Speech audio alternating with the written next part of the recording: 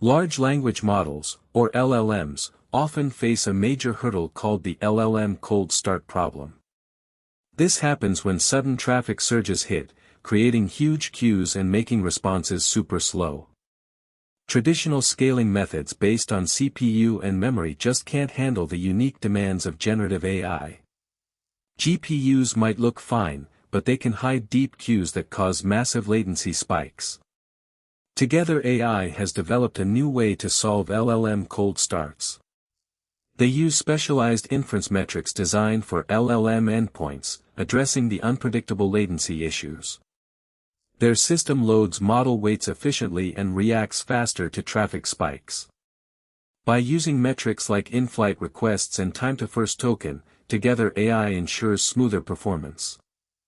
This means Together AI solves LLM cold starts by optimizing scaling for generative AI.